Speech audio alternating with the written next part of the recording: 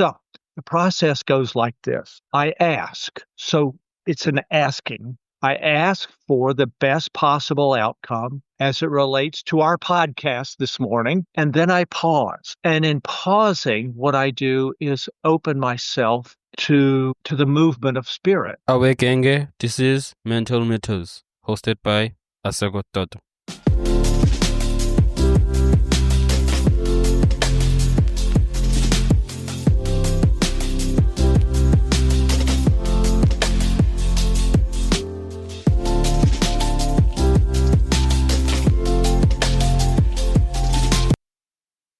Hello everyone, welcome to another episode of Mental Matters. I'm your host, Asagot, and before we dive into today's incredible conversation, I have a small favor to ask. If you enjoy what you hear today, please take a moment to rate and review our podcast on Apple Podcasts, Spotify, or wherever you listen. Your feedback not only helps us improve, but also helps others discover the valuable insights we share every week. And if you find today's episode particularly inspiring or insightful, don't forget to share it with your friends, family, or anyone you think could benefit from it. Thank you for your support. It truly means the world to us. Now, let's get back into our conversation. Oh, sure. Yeah, so yes, I've published a book, and also I'm planning on publishing the second one. But Yes. I'm not quite sure when, because I'm too busy with the podcast, because the podcast demands a lot. So trying to figure that out. So yes, to our conversation, I just wanna, speaking about mental health and mystique, I'm not quite sure what is mystique. Probably for our conversation, we'll be able to explain what it is. And also one thing that actually got my attention is that thing of 3-dimension characters and 5-dimension characters. I just want to learn more about that. So without further ado, with those words, I would like to welcome you to Mental Matters. Really appreciate you for being here. I love being. Thank you so much. My first question to you, and as someone that is an author, poet, and ordinary mystic. So can you share your journey from a 25-year-old career to becoming these things that I just mentioned? Well, the issue of mental health in particular and meditation as it relates to mental health, that kind of thing. In terms of before we actually dive into mental health as per se, I just want to know you first in terms of your career, in terms of the background that you have as an author, poet, yes, and also an ordinary mystic. So can you something about that? Sure. I never intended to be an author. I never intended to be a published poet. However, and I think this often happens with people. I had a traumatic situation occur, which caused me to take a deep dive into my meditation practice. And in the process of doing so, I had a sense of awakening, and I had a sense of actually soul contact. Now, just to back up a little bit, I started meditating back in 1973 when I first moved to San Francisco from the East Coast.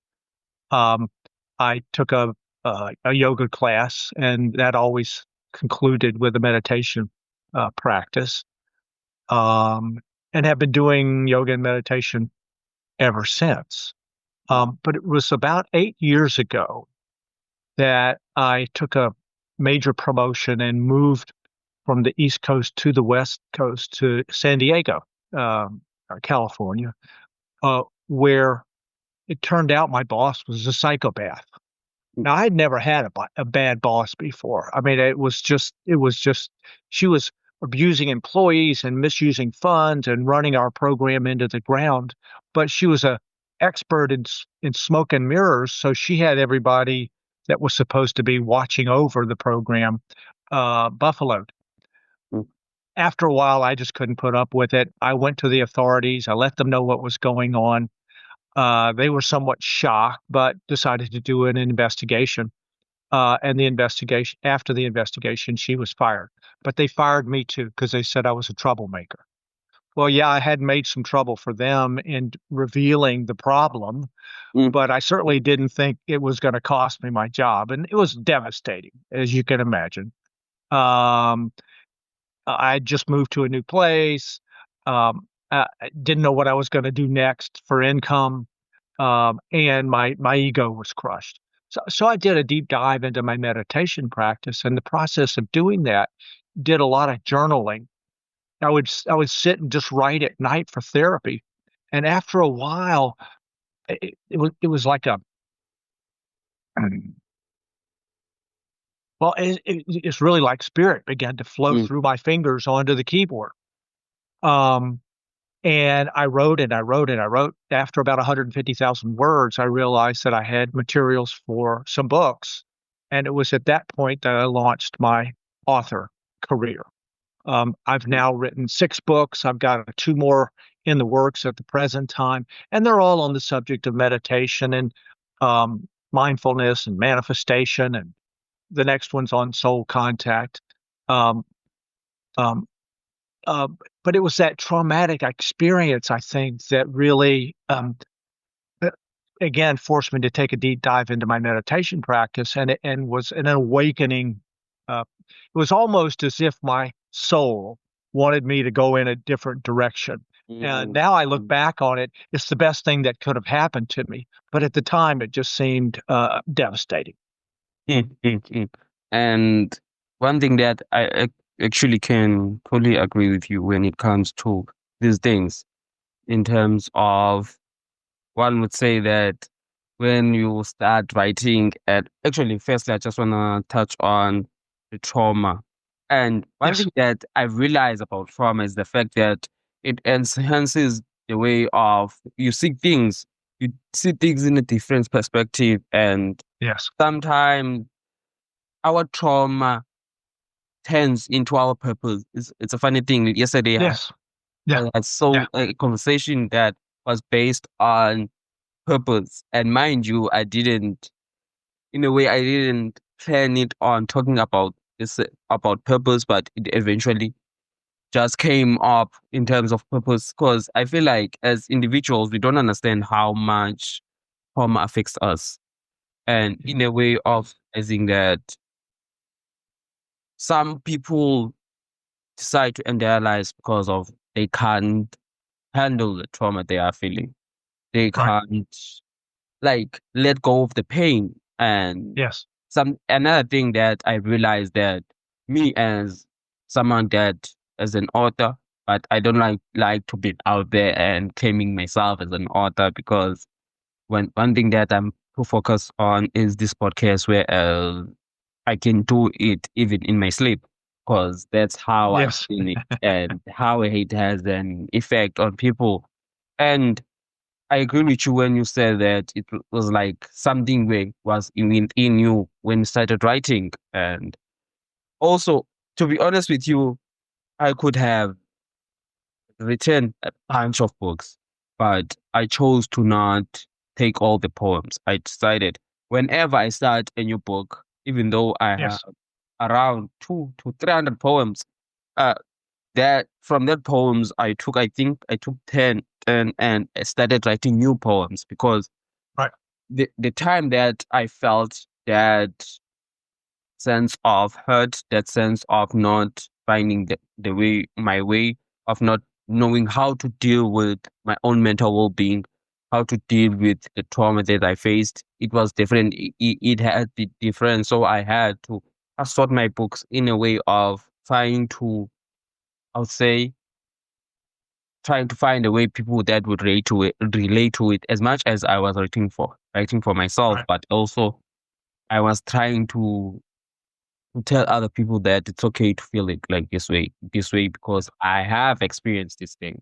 So it's quite And the interesting thing about trauma is that you have control over how you respond to trauma. mm, You can either go down into the darkness with it, or you can see it as an opportunity to change. And it may be that sometimes that trauma, in a way, at least I would say this was true for me. Um, it was a spur. It got me to dig deep, find my resources, and use it as an opportunity to grow. Mm, But it does require, looking at it. And that's why journaling was so helpful, because I could write about the pain. And as a result of getting it out, getting it down on paper, I think the healing process began. mm, mm. And something that I just want to touch on in terms of meditation and journaling, I would say that the most things that I have heard from people saying that it was really helpful towards them. And would you say that before this trauma, before all of this, did you actually were you practicing this thing of meditation and journaling? Yes. I'd been really meditating every day for many years. Mm, Um, but my meditation practice deepened significantly, and it was again, it was the the the deep dive that I took into my meditation practice and my journaling and so forth. I felt a sense of awakening. I felt a sense mm, of really what I would call higher consciousness in the mm, process. And um, uh, I, I, and my writing began to reflect that. It was understandings that were coming through me and downloads that were happening. That was just it was just amazing, and an experience I really hadn't had before. After all of those years of meditating, this is the thing that really, kind of kicked it in gear. mm, mm, mm, mm. And I wouldn't lie and say that I have experienced that in terms of having this spirituality awakening. And it's something that I've seen upon people having. Yes. And being on this podcast for the last, doing this podcast for the last 4 or 5, actually it's 4 years. And I've met people, different people of trying in terms of telling their stories and how they came around the spiritual awakening. Before we dive deeply in that conversation, I just want to speak about how we felt in terms of being fired and also experiencing a boss that was a psychopath. And definitely something that we don't actually talk about more is the fact that that mental well-being, creating that mental health safe workplaces. And when you bring things up, you become, I would say, someone that it it's seen as an enemy. Things that, in terms of, I think that thing goes with the I would say company's culture. So how did you realize that you were facing some mental health issues in terms of being treated in a worse way in your workplace? Yes. Um, well, because the situation was so toxic, and Mm, because I'd really never experienced that before in a work situation, it was obvious to me, really, from the very first month that I was there, that something was wrong, mm, and that I was going to do as much as I could to help the people around me cope, and to maybe figure out how to deal with a difficult situation. And I would say that over that year before I did the whistleblowing, you know, mm, to some degree things got better, but they were still awful. And I had gotten to a place in my life that I just wasn't willing to put up with that kind of stuff, even though it would perhaps threaten my position and threaten my income and all of that. It was just unacceptable. So I had to come forward with what I knew, and I Mm, had to go to the authorities because something had to be done. And I was unwilling to continue just letting it happen. mm, mm, mm. And in terms of, I've seen workplaces that I have been part of workplaces that were toxic. And one thing that I've realized, the fact that people teach themselves to just accept it as it is. And it's like being in a relationship where you have a toxic partner, and as much as you love that certain person, because of that, you love that certain person, you end up being with them of not able to just sugarcoat those toxic traits. And something that it takes courage, that takes guts in terms of trying to, one would say, that report such. And definitely, as you've mentioned, that there was consequences for your actions, whereas it ended up for you being fired from the certain job. And Yes, you spoke about in terms of trying to figure out what is your next way of earning money. And yes, you wrote a book, and I just want to touch on manifestation.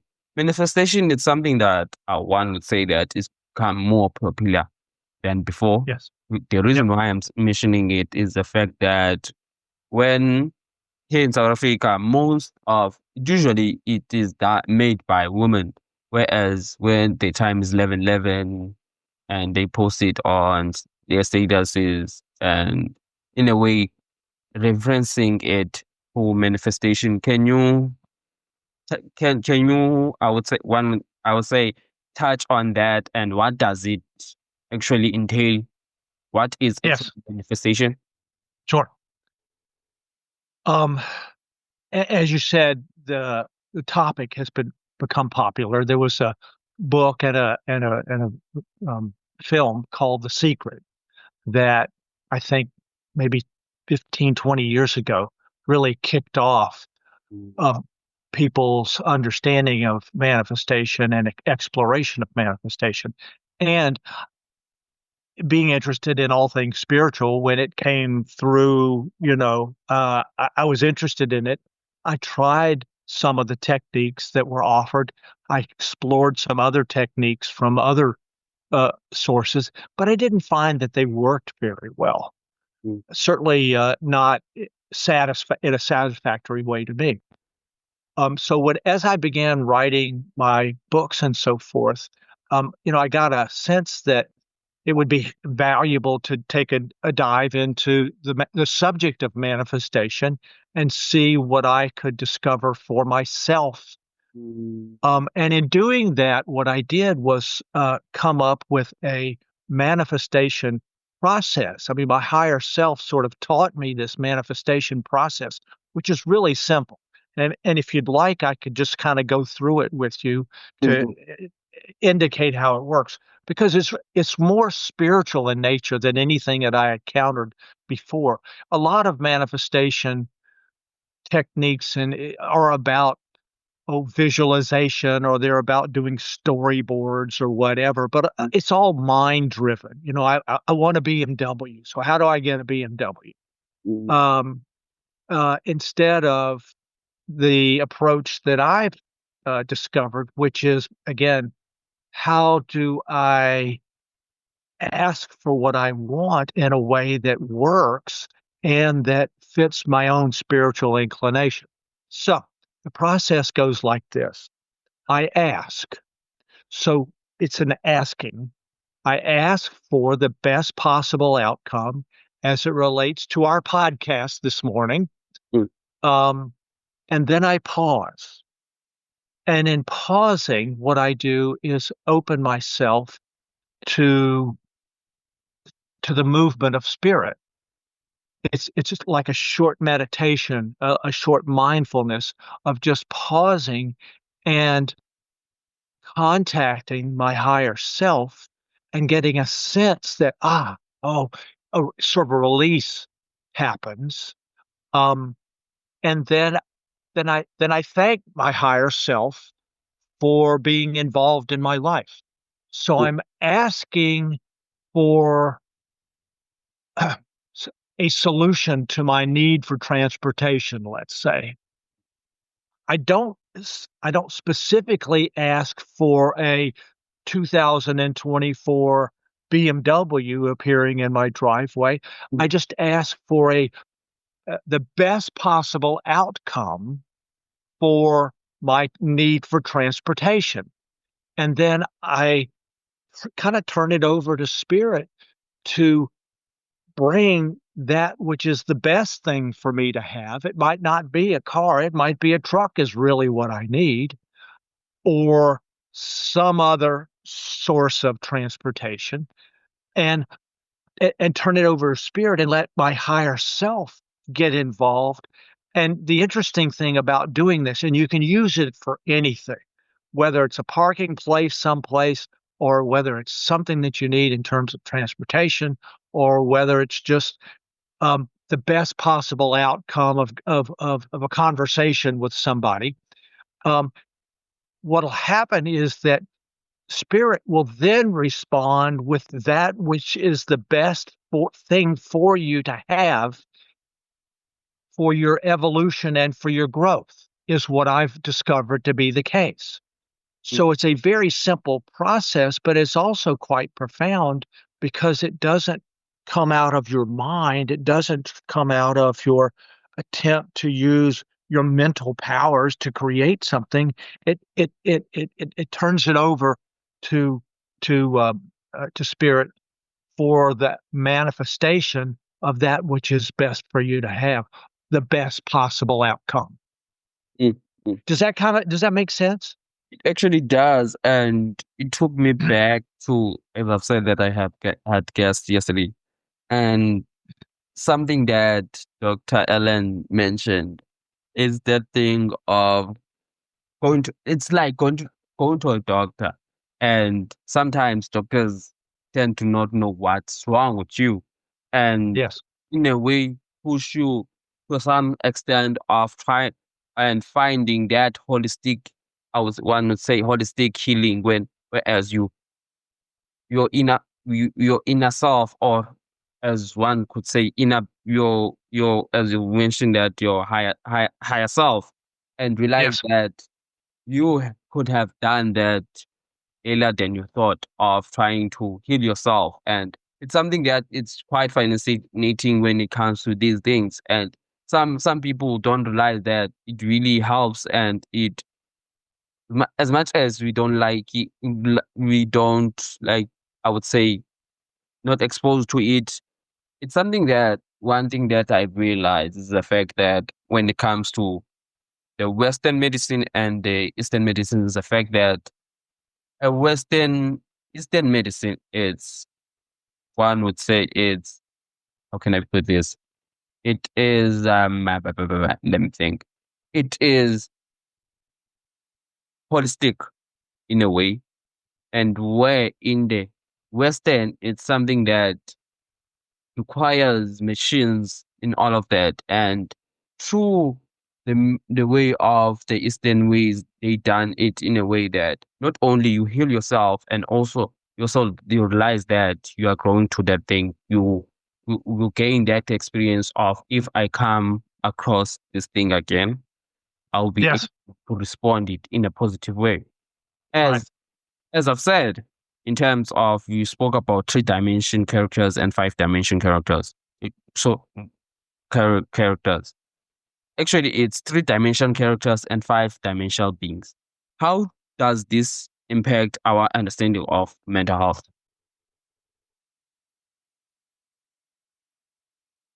The first book that I wrote is called The Amazing Benefits of Meditation. And what I did was to look at a number of studies that have been done. And now it's more than 3,000 studies that have been done on the benefits of meditation when it comes to mental, physical, and emotional health. So that book takes a deep dive into the various studies that have been done many of which show if that people who meditate um, uh, have improvement in many conditions, from heart conditions to emotional trauma to um, physical, emotional, mental illness, responds positively to meditation. And it's scientific research that has shown the benefits of that.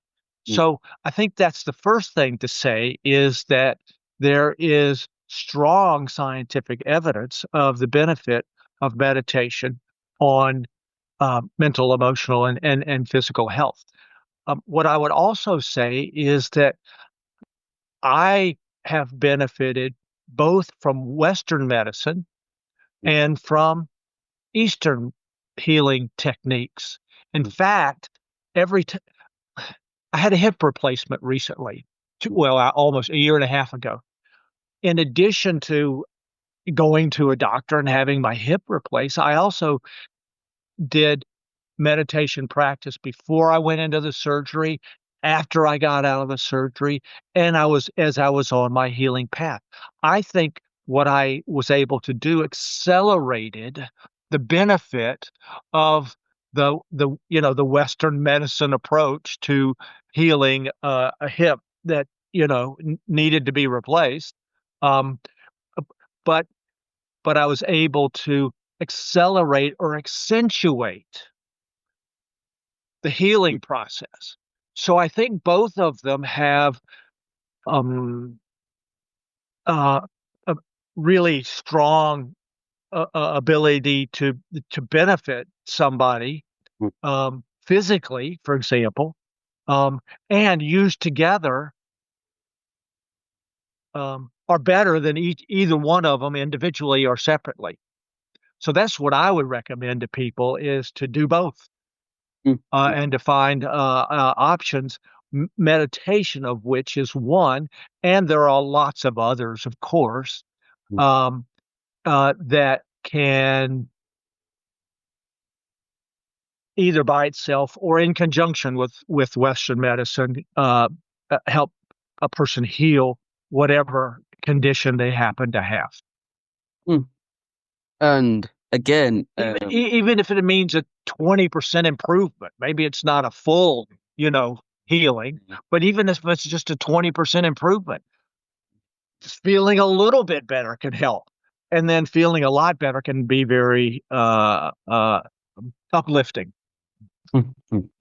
and just to respond to that, it's again, when I was speaking about with Dr. Ellen, actually our initial conversation was driving on chronic pain and emotional suffering. Whereas, how are these two things interlinked, mental health and also chronic pain?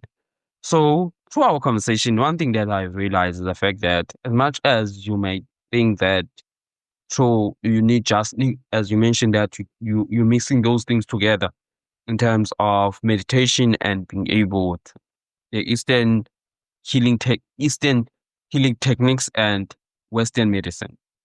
Yeah. So what it's one thing that he said to me, in terms of, he told me when he was young, he broke when he was around 12, he broke his neck and was told at the age of 12 that it's either he will die or he will be paralyzed for life. Yes. One thing that I took away from our conversation is the fact that sometimes, as much as it might be severe, that certain chronic pain, if you have a broken neck, a broken wrist, a broken arm, sometimes one thing that we don't correlate with, it's mental well-being. How do you perceive it? How do you take it, in terms of, do you believe those words of, no, you'll be paralyzed for life, or Yes. you just keep on going in life and try to test your limitations? And whereas he put a disclaimer that he doesn't advise people doing that. Fast forward when he was told that he will be paralyzed for life. I think after 5 or 6 years, he started dojo, a martial arts techniques, whereas it's in more or less deal with your neck is very exposed. And Yes. when he was tackled down, he thought that he will die. And Yes. but funny enough, he didn't. He Right. had nothing. So Yes. in overall, I'm trying to say in terms of what you mentioned is the fact that in terms of as you are trying to do different things, you do meditation and also go to the doctor. And I feel like Yes. I actually agree with you when you say that it really helps you in terms of recovery, in terms of healing. I feel like the more we realize that within us there is a power of healing, that's where we will be able to, one would say that one struggle when it comes to chronic pain. And some of the things that I've realized, chronic pain is sometimes it is labeled as this thing that is for life and Yes. something that will never disappear. Whereas Right. there's not the case. Yeah. You can survive chronic pain in terms Right. of that. So I actually am seeing the time. Just a final question towards you. Sure. You, if I'm not mistaken, you developed a higher conscious meditation. Yes. Yeah. So in terms of that, as someone that has been meditating for years, what led you on discovering this way of meditation, and how do you, I would say, apply it to your mental well-being? Understand. Um, well, it's similar to what I was saying about the manifestation book that I wrote and the manifestation process that I developed. Um, the the book that I have on meditation has a process that I developed, and it was also something that I feel like I developed in conjunction with my higher consciousness. It's like I was being led to maybe a different way. So my higher consciousness meditation process in my book is different than you normally encounter when it comes to meditation. But I found it very effective, and I found it a way to sort of circumvent trying to train my mind and trying to quiet, make my mind be quiet. It just naturally, by using the process that I have, my mind began to quieten down, and I had that sense of soul contact, or I had that sense of higher consciousness. Um, so, um, uh, for somebody who's looking for something more than their day-to-day belief systems and their normal way of thinking and doing things, and maybe looking for a spiritual s- input into their not life, not a religious input into their life. The books that I've written have those ideas, concepts, practices. I do meditation in the morning, a sit down meditation for about 15 or 20 minutes. I do one in the evening before I go to bed. And then I also use mindfulness practices during the day. One of the mindfulness practices that I do is a saying called peace be still. And I use it throughout the day just to calm myself, just to remind myself to rise up in my vibratory rate and to rise up into my higher consciousness as a way of just dealing with my day. And it kind of lifts me up. Mm, And I do it 3 or 4 times during the day. The combination of those 2 kinda keep me in a nice state of awareness, which is really what I'm looking for, is a higher state of awareness to be able to deal with with my world and be able to deal with the outer world beyond me. mm. And something that is quite important, that awareness, that self-awareness, and realizing the environment that you are in. And sometimes one of the things that actually disrupt our mental being or causes us those mental health mental breakdowns is the environment that we grow up in, the environment that we're in. Yeah. And through, I would say self-awareness, it helps with that and trying to look things in a different perspective of, as much as I'm in this environment, how will I react to it? Am I gonna be playing the victim card, or am I gonna be or will I face my problems head in Yes. in terms of within the environment? That's right. And lift yourself up. And everybody has the choice. It doesn't have to be a downward spiral. It doesn't have to be darkness. There's light out there, but you have to go look for it. You have to find some practice, some way of coping and lifting yourself up. But all of us want to do that, and all of us, as you said earlier, have that within us if we can allow it to come out. Because I agree with you. It can't just come out. It requires your permission to be able to come out and try to, in a way, assist you. So I just want to say thank you so much for being here and Oh, you're welcome. actually sharing such informative experiences and techniques when it comes to meditation.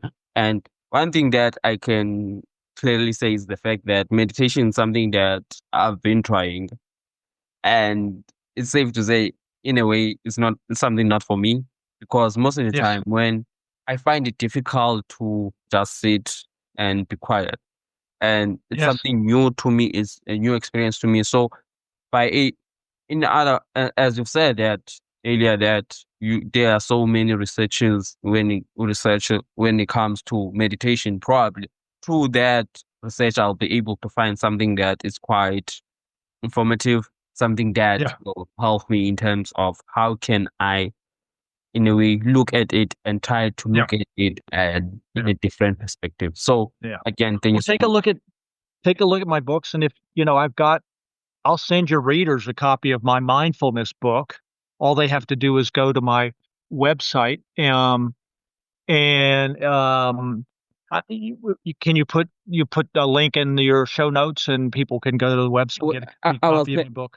I was planning on asking you that in terms of you provide me with the website so that I can put it on the description of this episode.